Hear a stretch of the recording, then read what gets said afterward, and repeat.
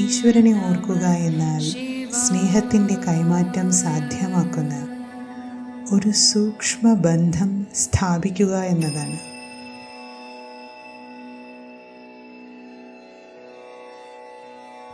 വാക്കുകളില്ലാത്ത ആശയവിനിമയമാണിത്. പക്ഷേ അത് നമ്മെ മറ്റെന്തിനേക്കാളും സംതൃപ്തരാക്കുന്നു.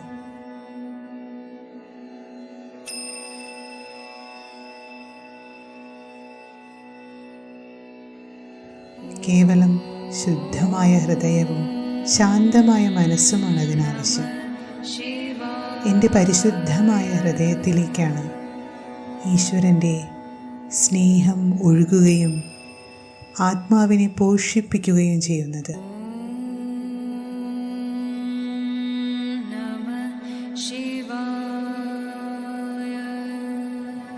ജീവിതത്തിൽ ഏറ്റവും പ്രാധാന്യമർഹിക്കുന്ന കാര്യങ്ങളിൽ മാത്രം എൻ്റെ ശ്രദ്ധയെ കേന്ദ്രീകരിക്കാനും അതിലൂടെ ഈശ്വരൻ്റെ സാന്നിധ്യം ദൈനംദിന ജീവിതത്തിൽ അനുഭവിക്കാനും എനിക്ക് സാധിക്കും.